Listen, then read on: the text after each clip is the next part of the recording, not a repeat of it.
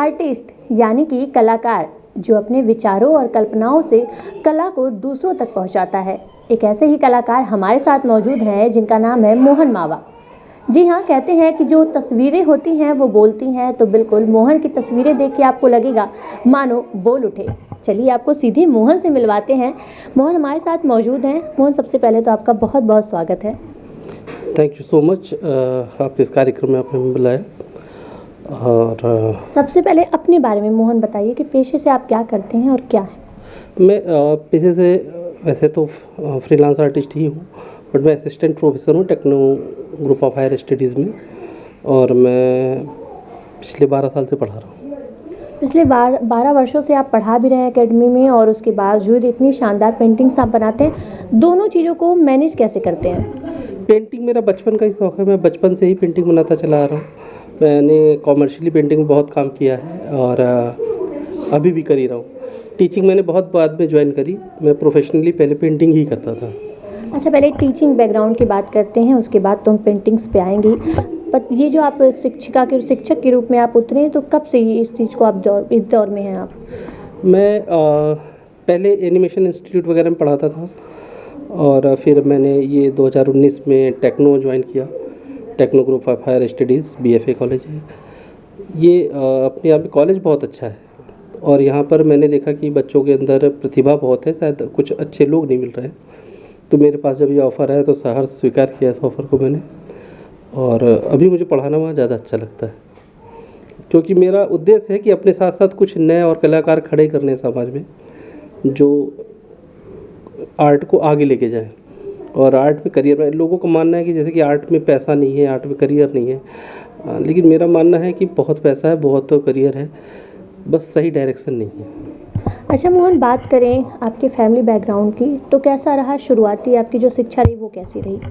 मेरी हम लोग मिडिल फैमिली से थे। शुरुआती शिक्षा हमारी सरस्वती शिशु मंदिर से मैं पढ़ा, फिर DAV कॉलेज गया। DAV कॉलेज से मैंने मास्टर्स किया डॉक्टर अभयनंदन द्विवेदी के अंडर में। हृदय गुप्ता सर उसमें थे, उनके अंडर में। मतलब वो पेंटिंग फील्ड में वो अपने आप में महान प्रतिभाएं हैं, जिनसे के अंडर मैंने मास्टर्स किया। तो शुरुआत में तो घर में यही था कि पेंटिंग में क्या कमाओगे, क्या है क्या नहीं, लेकिन मुझे पता था कि पेंटिंग में पैसा है, क्योंकि मैं बचपन में से बहुत कम, इससे 15 साल की ऐसे ही मैंने इसमें पैसे कमाने चालू कर दिए थे। तो उस वक्त आर्ट की पढ़ाई बहुत महंगी थी, तो वो काम जो है वो पढ़ाई में करता चला गया अपने ही पैसों से। अच्छा, आपने बताया, आपको पता कब चला कि आपको चित्रकारी की तरफ जाना है और चित्रकारी में आपका शौक़ है? बचपन से ही था, अपने आप अंदर से निकलता था। पापा मेरे प्राइमरी टीचर थे, ड्राइंग टीचर थे, तो कुछ जीन्स में था, बाकी आवश्यकताओं ने बना दिया। अच्छा, कुछ जैसे होता है कि हम जब किसी चीज़ में अपनी दिलचस्पी रखते हैं तो हम प्रोफेशनल्स के पास जाते हैं, उससे जुड़े लोगों के पास जाते हैं जो अच्छा कार्य करते हैं। तो क्या कभी आपने सीखा या फिर आपने स्वयं ही सीखते गए? नहीं, मैंने सीखा। मेरे टीचर्स, ये एक बहुत बड़ी चीज़ है कि आपको जब कुछ अच्छा बनना होता है जीवन में, कुछ किसी भी चीज़ के पीक पॉइंट पे जाना होता है, तो आपके पास टीचर बहुत अच्छा होना चाहिए। तो ये मेरा सौभाग्य था कि मुझे टीचर्स बहुत अच्छे मिले। जब मैंने पढ़ाई चालू करी तो डॉक्टर अभयनंदन द्विवेदी के अंडर में मैंने पढ़ाई करी। मतलब वो आर्ट फील्ड के सम्राट हैं, डॉक्टर हृदय गुप्ता, जिनसे मैंने पढ़ा। उन बहुत सी किताबें लिखी आर्ट में, तो और श्याम वर्मा सर, इन्होंने मुझे कॉमर्शियल ट्रेनिंग दी। तो ऐसे जो महान कलाकार हैं, मैं उनका शिष्य रहा हूँ, तो इसका मेरे ऊपर बहुत फ़र्क पड़ा है।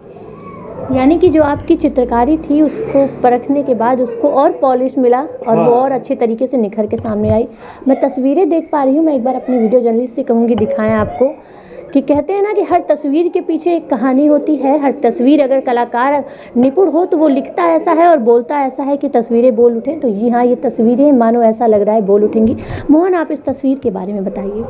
ये एक विलेज घर है। मैंने वो फोटोग्राफ देखा था, तो मुझे ये लगा कि एक गर्ल है, गांव की है, जिसके कपड़े भी फटे हुए हैं, रिंकल्स है, बट उसके चेहरे की जो हंसी है शायद वो करोड़ों रुपए खर्च करके भी आम लोग नहीं ला सकते। तो ये इस पेंटिंग को बनाने में जो मुझे खास बात है वो यही है कि खुशी का पैसे से कोई लेना देना नहीं। हम अपने आप में भी खुश रह सकते हैं। तो उस कॉन्सेप्ट को लेके मैंने ये बनाया है। और गांव के लोग भी जो है, जो हमारा पुराना ट्रेडिशनल स्टाइल है मेकअप का, उसकी आँख में काजल है, उसने कुछ आर्टिफिशियल्स पहन रखे हैं, लेकिन उसकी ब्यूटी जो है वो उसकी खुशी उन सब पे भारी है, बिल्कुल। है ना। तो ये इस चीज़ को कॉन्सेप्ट को लेके मैंने ये कितना वक्त लगा इस पेंटिंग को बनाने में? मैं 1-1.5 घंटे 2 घंटे पर डे इसमें काम करता था, तो 8 से 10 दिन में बन गई। अच्छा, 8 से 10 दिन एक पेंटिंग में बनाने में लेते हैं। हाँ। मैं बार बार इस चीज़ को कह रही हूँ कि कलाकार वो चीज़ें करते हैं, आपके अंधेरे जीवन में शायद रोशनी भरने का काम करते हैं, जो हम और आप नहीं देख पाते। वो तस्वीरों के जरिए उस पूरी कहानी को आपके सामने समक्ष रख देते हैं। बिल्कुल काम मोहन ने जैसे बताया कि एक गांव की लड़की को उन्होंने बताया, देखा और तस्वीरें आपके सामने उन्होंने उजागर कर दी कि जी हाँ, खुशी आप पैसों से नहीं खरीद सकते। पीछे और भी तस्वीरें हैं और भी कहानी है, इसके बारे में मोहन बताइए ज़रा। ये एक फोटोग्राफ था, तो वो जो आजकल का जैसा कल्चर है, जैसा ट्रेडिशन है, तो उसमें जो एलोनलेस है, जो अकेलापन इस तस्वीर का, वो मुझे बहुत अच्छा लगा।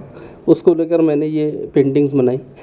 और ये ऑयल पोर्ट्रेट है हमारा, तो जस्ट हमारे एग्जीबिशन वर्क के लिए ये पोर्ट्रेट मैंने क्रिएट किया था। इसकी डिटेल्स जो है उस पर बहुत मेहनत करी है मैंने, बहुत काम किया है, ताकि जो जितनी रियलिटी है, जो HD फोटोग्राफ्स हम कैमरे से खींचते हैं, मैंने वो ब्रश से डालने की कोशिश करी पूरी इसमें।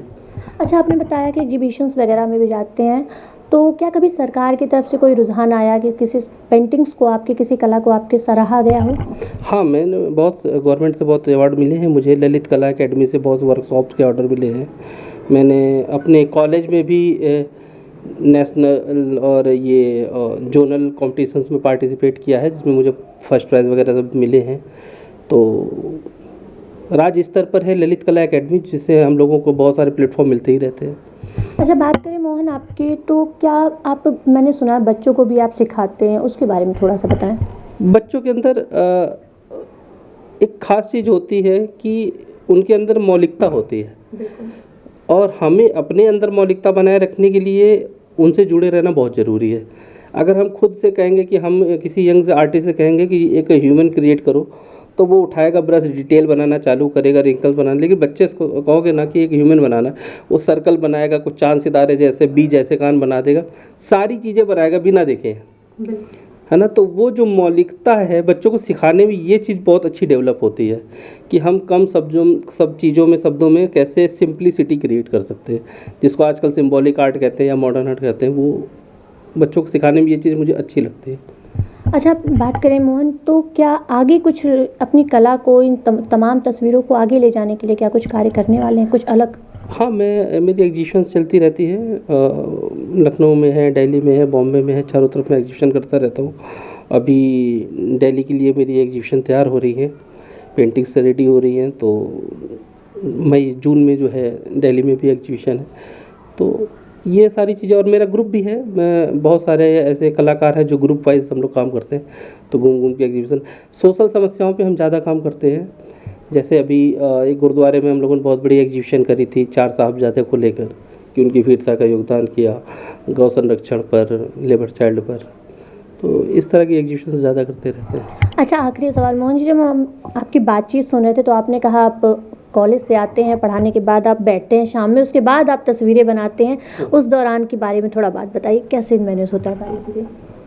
एक्चुअली पेंटिंग जब तक नहीं बना लो तब तक नींद नहीं आती, ये सच है।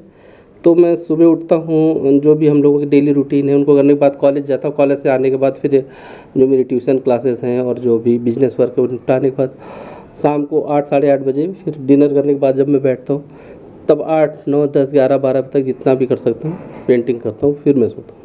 मतलब शौक को अपने आप ने जिंदा रहने दिया, काम से उसे बिल्कुल भी दबने नहीं दिया। हाँ, नहीं, ये तो मुझे मानना है कि मैं काम छोड़ सकता हूँ, शौक नहीं छोड़ सकता, क्योंकि असली काम यही है। जो भी हूँ मैं पेंटिंग की वजह से ही हूँ, पहचान मोहन जी, क्या बताना चाहते हैं जो आजकल के नौजवान, आजकल के युवा हैं, क्या क्योंकि पेरेंट्स बोलते हैं कि एक शौक नाम की चीज़ आ चुकी है जिसकी वजह से बच्चे पढ़ाई नहीं करते, क्या ये चीज़ें सही हैं?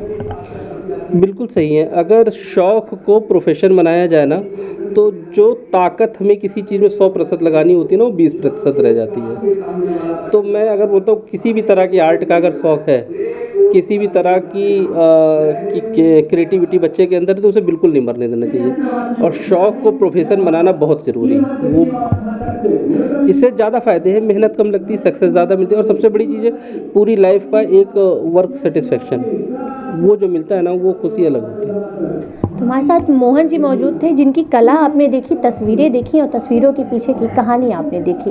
हम बार बार इस बात पे यकीन दिला रहे हैं आपको कि जो तस्वीरें होती हैं वो कहीं ना कहीं, अगर जो कलाकार है वो निपुण है अपनी कला में, तो उसके पीछे की कहानी और संघर्ष अपने आप आपके सामने तस्वीरों के माध्यम से रख देते हैं। मोहन वही कर रहे हैं, अपने साथ साथ जो बच्चे भी हैं उन्हें भी सिखा रहे हैं। आजकल के जो पेरेंट्स हैं हमेशा कहते आ रहे हैं, हम सुनते भी आते हैं अखबारों में, टीवियों में और साथ ही साथ सोशल मीडियाज़ पे, कि जो पैशन नाम की चीज़ है कहीं ना कहीं उसकी वजह से बच्चे बिगड़ रहे। लेकिन नहीं, अगर आप अपने पैशन को फॉलो कर रहे हैं और पैशन सही है और वो सही दिशा में है, तो बिल्कुल आप अपने कार्य के साथ अपने पैशन को फॉलो करके जीवन में आगे बढ़ सकते हैं।